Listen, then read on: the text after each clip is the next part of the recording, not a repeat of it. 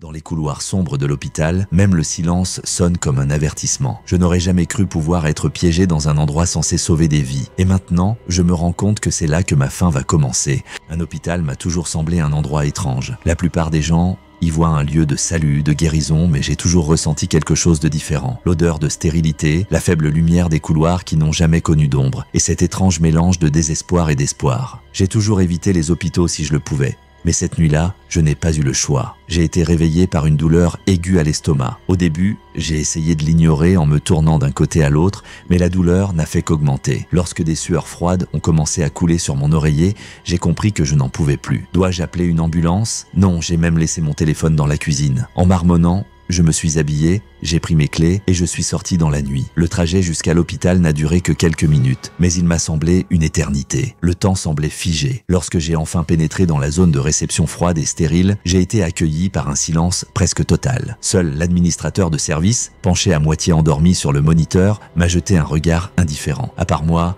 il n'y avait personne dans la salle d'attente. Ce vide me semble étrange. Tous les patients s'étaient-ils rétablis et les accidents avaient-ils cessé dans la ville? Mais j'ai vite chassé cette pensée. L'administrateur m'a indiqué une chaise et m'a dit d'attendre. Les couloirs vides, presque sans lumière, s'étendaient au loin et je n'avais pas d'autre choix que de m'asseoir et de regarder mon reflet dans le verre sale du distributeur d'eau. L'attente était désagréable. Quelque chose dans ce silence me dérangeait, mais je n'arrivais pas à mettre le doigt dessus. Peut-être était-ce simplement l'épuisement, ou de la douleur, ou quelque chose d'autre. Depuis mon enfance, je n'aime pas les hôpitaux. Ces lieux m'ont toujours fait peur avec leur silence artificiel, l'odeur de chlore et les gens qui se déplacent lentement, comme s'ils avaient peur de déranger quelque chose d'invisible. Ma mère, qui travaillait comme infirmière, me laissait souvent seule dans les couloirs lorsqu'elle était de garde. Il y avait une petite salle d'attente, des lumières jaunes et une horloge qui faisait un tic-tac trop fort. Parfois, je croyais entendre quelque chose d'autre sous le bruit, un doux chuchotement ou le son de quelqu'un qui gratte les murs. Peut-être n'était-ce que mon imagination, mais les hôpitaux m'ont toujours laissé un profond sentiment d'anxiété. Au fil des ans, la peur n'a pas disparu, mais la capacité à la masquer est devenue monnaie courante. J'évitais les visites à l'hôpital, je repoussais les examens médicaux, espérant que tous les petits problèmes de santé disparaîtraient d'eux-mêmes. Mais aujourd'hui, lorsque la douleur aiguë m'a forcé à franchir le seuil de ce bâtiment, je me suis rendu compte que le passé était revenu, et avec lui, la sensation de froid dans la poitrine que j'avais toujours essayé d'étouffer. La réception était vide, ce qui rendait la situation encore plus étrange. Je suis habitué à l'idée que les hôpitaux sont toujours bondés. Des gens qui ont de la fièvre, des coupures, des personnes âgées qui viennent avec des dizaines de plaintes. Mais ici, il n'y avait personne d'autre que l'administrateur qui ressemblait plus à une ombre qu'à une personne vivante. Ses mouvements étaient lents et ses yeux regardaient quelque part au-delà de moi, comme dans un couloir sombre qui s'étendait derrière moi. Pendant que j'attendais, la douleur s'estompait un peu.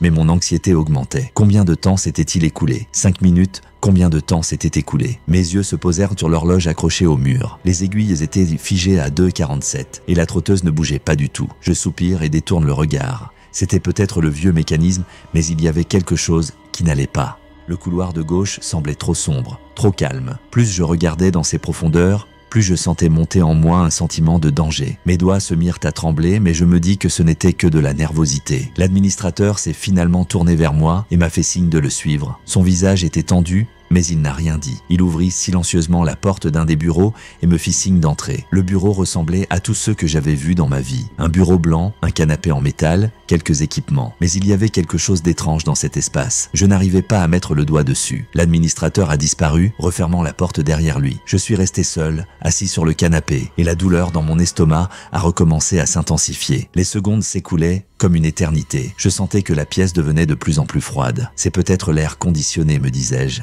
Mais je ne pouvais détacher mon regard de la porte qui me semblait maintenant être une sorte de frontière me séparant du monde normal. Le silence autour de moi était presque assourdissant. C'est alors que je l'ai entendu pour la première fois. Un son faible, à peine perceptible, comme si quelqu'un grattait doucement sur du métal. J'ai d'abord cru qu'il s'agissait de quelqu'un à l'extérieur de la porte, mais le son était bien là, dans la pièce. J'ai levé la tête et j'ai écouté. Est-ce que c'est l'équipement? Mais le bruit ne s'est pas arrêté. Il s'est amplifié, ma respiration s'est accélérée. La douleur ne semblait plus aussi importante. Je me suis levé du canapé et j'ai commencé à regarder autour de la pièce. Mais je n'ai rien vu de suspect. Les grattements ont soudain cessé, ce qui m'a encore plus effrayé. Lorsque la porte s'est soudainement ouverte, j'ai failli sursauter. Un homme en blouse blanche est entré, probablement un médecin. Il avait l'air épuisé, comme s'il n'avait pas dormi depuis des jours, et sa voix était calme et monocorde. Il s'est contenté de me regarder et de me faire un bref signe de tête sans même se présenter. J'aurais dû me réjouir d'être enfin examiné, mais la sensation de froid dans ma poitrine ne s'est pas dissipée. Cet homme me paraissait aussi quelque peu anormal.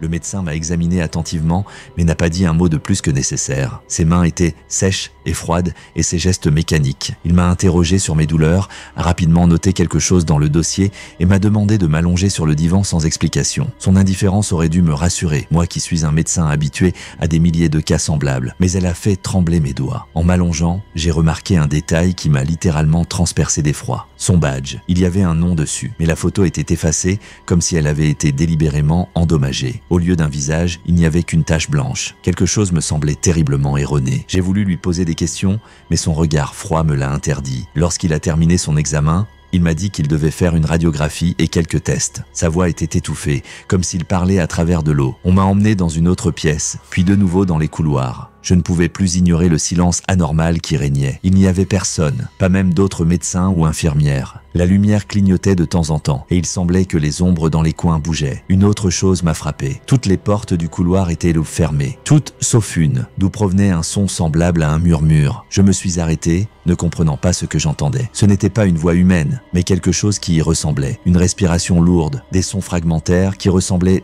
presque à des mots. Le médecin a remarqué que je m'attardais et ses yeux ont brillé dans la pénombre. Il m'a touché l'épaule, me forçant à continuer. Il y avait dans ce geste une force inattendue pour son apparence épuisée. J'ai obéi, mais lorsque j'ai tourné la tête, j'ai remarqué que la porte d'où provenaient les bruits avait commencé à se refermer lentement d'elle-même, sans aucune explication, sans aucune raison. La salle de radiologie semblait encore plus lugubre que la précédente. On m'a laissé seul, on m'a dit d'attendre le technicien, mais je savais que j'allais devoir attendre longtemps. La pièce dégageait à nouveau la même odeur, celle de la stérilité et d'un produit métallique, à laquelle s'ajoutait une odeur de moisissure. Je suis restée assise à écouter le silence et j'ai soudain entendu un bruit, un léger bruissement. Il provenait de derrière l'appareil de radiographie. Mon cœur s'est mis à battre plus vite. J'ai d'abord pensé qu'il s'agissait d'une sorte de ventilation ou d'un bruit provenant de l'équipement, mais le bruit a changé. On aurait dit les pas de quelqu'un, petit, prudent, mais confiant, comme si quelqu'un se déplaçait dans le coin de la pièce, là où je ne pouvais pas voir. J'ai de nouveau entendu ce murmure. Cette fois, il était plus clair. Je ne distinguais pas les mots, mais le ton me fit serrer les poings. On aurait dit que quelqu'un essayait de s'adresser à moi,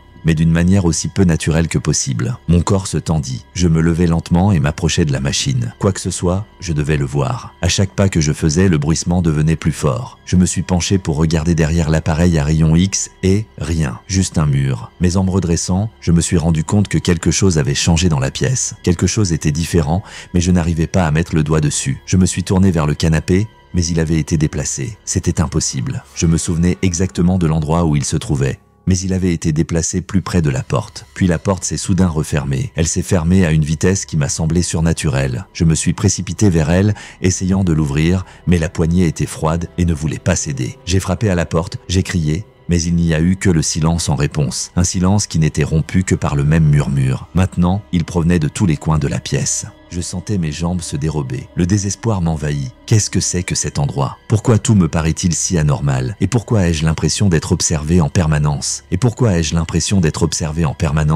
Ce n'était plus un simple hôpital. C'était quelque chose de complètement différent. Mon cœur battait à tout rompre dans ma poitrine, mais je me suis forcé à m'arrêter et à respirer. J'essayais de trouver une explication à tout ce qui se passait, mais même les pensées les plus rationnelles s'effondraient sous la pression de ce que je voyais et entendais. Le murmure continuait à se faire entendre, changeant et se déformant, comme si l'espace lui-même me taquinait. Je l'entendais se rapprocher puis s'éloigner, comme si quelqu'un marchait dans la pièce, mais chaque fois que je regardais autour de moi, il n'y avait personne à l'intérieur. La lumière s'est soudain mise à vaciller. En un instant, la pièce a été plongée dans le noir absolu, puis elle s'est rallumée. Cela a duré quelques secondes, mais cela m'a semblé une éternité. Les ténèbres qui m'engloutissaient étaient si denses que j'avais l'impression de m'y perdre. Lorsque la lumière est enfin revenue, quelque chose avait changé dans la pièce. Je l'ai remarqué immédiatement. Les tables dans le coin étaient maintenant plus proches de moi. Des outils métalliques gisaient sur le sol, comme si quelqu'un les avait laissés tomber. Mais ce n'était pas le pire. Quelqu'un était allongé sur le canapé. C'était une silhouette humaine recouverte d'un drap blanc. Petite, mince, parfaitement immobile. Je suis resté là comme une pierre, essayant de comprendre si c'était seulement mon imagination. J'étais seul dans la pièce. J'étais bel et bien seul. Mais cette pensée n'avait pas d'importance car ce qui se trouvait sous le drap semblait trop réel. Mes jambes refusaient de bouger. Je suis resté là, à fixer la silhouette, effrayée à l'idée de respirer. Et puis elle s'est mise à bouger, de façon à peine perceptible, comme si quelque chose sous le drap respirait lentement. Je pouvais entendre le léger bruissement du tissu qui se soulevait et s'abaissait. Je n'avais pas le choix, je devais le voir. J'ai fait quelques pas vers le canapé. les jambes tremblantes et le cœur battant si fort que je m'entendais à peine penser. Lorsque je fus à portée de main, le bruissement s'arrêta. La silhouette était figée. J'ai tendu la main vers le bord du drap, prête à le tirer pour voir ce qui se cachait dessous. Mais soudain, elle s'est levée. Ma main s'est figée sur place. La silhouette s'est assise, le visage toujours recouvert par le drap. Mon esprit criait que c'était impossible. Ce n'est pas une personne, c'est quelque chose d'autre, quelque chose qui ne devrait pas être là. Elle tourna la tête dans ma direction et j'entendis le murmure plus clairement que jamais. C'était dur, comme si des milliers de voix parlaient en même temps, chacune criant mon nom. J'ai fait un pas en arrière, mais mes jambes ont lâché et je suis tombé par terre. La silhouette a commencé à glisser lentement du canapé, ses mouvements étant cassés et peu naturels. Le drap a commencé à tomber, mais je ne voulais pas voir ce qu'il y avait dessous. Je me suis levé, malgré la douleur dans mes jambes, et je me suis précipité vers la porte. La poignée a cédé et la porte s'est ouverte. Mais au lieu du couloir habituel, ce sont les ténèbres qui s'ouvrent devant moi. Des ténèbres qui semblaient presque vivante, respirant et bougeant comme pour m'inviter à entrer. J'ai reculé d'un pas lorsque j'ai senti quelque chose de froid toucher mon cou. J'ai été pris de panique. Je me suis retourné et j'ai vu la silhouette qui se tenait juste derrière moi. Son visage était caché mais je pouvais l'entendre respirer, lourde, bruyante, avec un écho étrange. Mes jambes ne m'obéissaient plus. Je n'avais presque plus conscience de rien. Et soudain, tout est devenu silencieux. La lumière s'est rallumée. Je me trouvais dans la même salle de radiologie. Il n'y avait plus personne. Le canapé était toujours là, vide, comme si rien ne s'était passé. Mais ma respiration était lourde et ma chemise était collée à mon dos par la sueur. La porte était ouverte et j'ai couru dans le couloir. Vide comme avant, mais avec un aspect différent. Les murs étaient gris et le sol semblait presque humide. Les lumières clignotaient plus fréquemment. C'est alors que j'ai réalisé que je ne pouvais pas retrouver mon chemin. Le couloir a changé. Le couloir semblait interminable. Les murs semblaient étrangers, comme s'ils n'avaient pas été construits pour des gens. Je marchais lentement, essayant de me contrôler, mais j'avais l'impression que quelque chose m'observait, ce qui me mettait mal à l'aise. Les ombres bougeaient,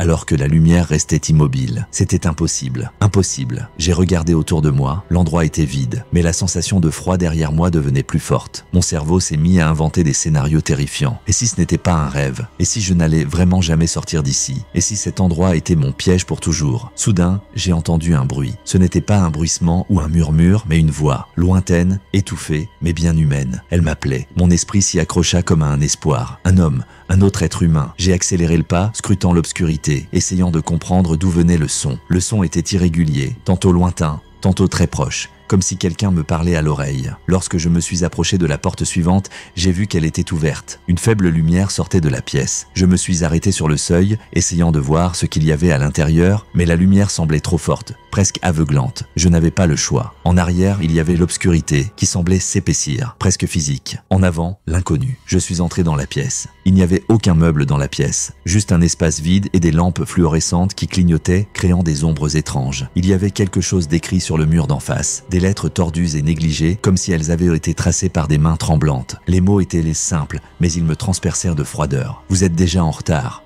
J'ai fait un pas en arrière. Maintenant, j'en étais sûr. Quelqu'un d'autre était ici. Quelqu'un qui avait écrit ceci. J'ai senti un frisson remonter le long de ma colonne vertébrale. Puis je l'ai entendu à nouveau. La même voix. Elle m'appelait à nouveau, mais il y avait quelque chose d'inquiétant, de presque moqueur. Je ne savais pas si c'était un piège ou un espoir, mais mes pieds m'ont conduit à l'autre bout de la pièce, là où il semblait y avoir une sortie. En franchissant le seuil, je me suis retrouvé dans un nouveau couloir. Celui-ci était plus court, mais encore plus effrayant. Les lampes étaient à peine allumées et la lumière qu'elles projetaient était aussi pâle qu'un clair de lune. Le plafond était couvert de moisissures noires qui se tortillaient comme un organisme vivant. Quelque chose se trouvait devant nous, un petit objet qui scintillait dans la faible lumière. En m'approchant, j'ai compris ce que c'était. C'était mon téléphone, celui que j'avais laissé à la maison. Je l'ai pris, les mains tremblantes, et l'écran s'est allumé. Un seul message. « Tu crois que tu as le choix ?» Et là j'ai compris. Ils ne veulent pas me tuer. Ils veulent que je reste. Ils voulaient que je fasse partie de cet endroit. Cet hôpital ne laissait pas partir ses victimes. J'ai senti que le temps jouait contre moi. J'ai de nouveau entendu le bruit derrière moi. Cette fois, il était fort, clair, des pas, lents, rythmés, mais assurés. Je me suis retourné et pour la première fois, j'ai vu ce qui me poursuivait. Une silhouette, à peine visible, elle se fondait dans l'ombre, mais ses yeux brûlaient d'une faible lumière rougeâtre. Elle ne courait pas, elle se tenait là et observait. C'est alors que j'ai compris qu'elle attendait que je fasse un faux pas. Je n'ai plus eu le temps de réfléchir. J'ai couru, les ténèbres autour de moi devenaient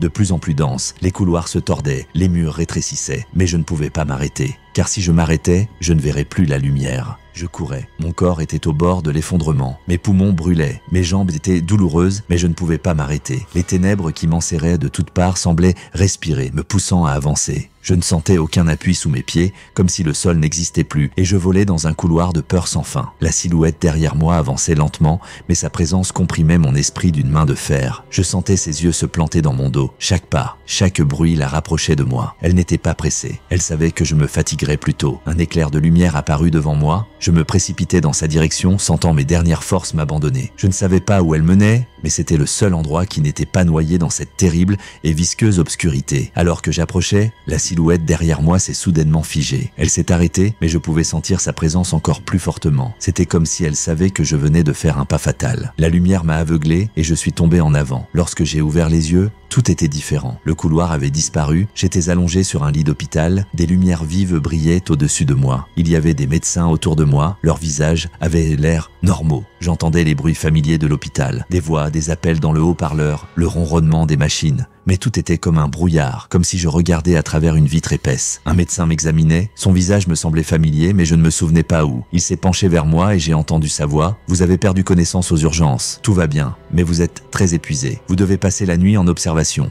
Sa voix était calme et confiante, mais quelque chose en moi s'est brisé. Qu'est-ce que j'avais vécu exactement? Est-ce un rêve? Une hallucination? Je voulais demander, mais ma langue m'en empêchait. Le médecin a souri calmement et m'a tapoté l'épaule. « Tout ira bien », a-t-il dit, mais j'ai vu autre chose dans ses yeux. Quelque chose de familier, le même froid, la même lumière brûlante que j'avais vue dans le couloir. J'ai voulu me lever, mais j'avais l'impression que mon corps s'enfonçait dans le lit. Je sentais les sangles serrer mes bras et mes jambes alors que rien ne me retenait. Le médecin s'est éloigné, mais j'ai remarqué que son badge était vierge, sans nom, sans photo, tout comme la première personne. Il a disparu derrière la porte et la lumière de la pièce a commencé à baisser. Mon cœur a sombré lorsque j'ai vu les ombres sur les murs commencer à bouger. Elles serpentaient et se tordaient, créant des formes familières, des yeux, les mêmes yeux qui m'avaient observé dans le couloir. J'ai compris que l'hôpital ne me laisserait pas partir. Je l'écris maintenant dans l'espoir que quelqu'un le lira, que quelqu'un comprendra ce qui se passe réellement dans ces lieux. Les hôpitaux ne sont pas de simples bâtiments, ils sont vivants, ils voient, ils absorbent. Parfois, ils ne vous laissent pas sortir, même si vous pensez être libre. Je suis assis dans ma chambre, regardant les lumières s'éteindre plus longtemps que la précédente. Ils jouent avec moi. Les silhouettes ne se cachent plus dans l'ombre. Elles se tiennent dans les coins, observent, mais ne s'approchent pas. Je sais que bientôt elles feront leur dernier mouvement. C'est peut-être ma dernière nuit. Peut-être que je resterai ici pour toujours. Mais si vous lisez ceci, soyez prudent. La prochaine fois que vous serez dans un hôpital, faites attention aux détails. Les couloirs vides, les lumières vacillantes et la façon dont quelqu'un vous regarde du coin de l'œil. Parce que cela pourrait être le début de la fin. Si cette histoire vous a fait retenir votre souffle, j'ai encore plus de contenu effrayant pour vous. Ne manquez pas mes vidéos précédentes. L'une des histoires les plus sinistres à propos d'une rivière ou un voyage dans la forêt. Cliquez sur ces vidéos et vous verrez que les ténèbres sont encore plus profondes qu'il n'y paraît. Et n'oubliez pas de vous abonner à la chaîne pour ne pas manquer de nouvelles histoires qui pourraient bien être votre aventure nocturne la plus effrayante. Ce n'est qu'ensemble que nous pourrons vaincre cette peur, ou au moins y survivre.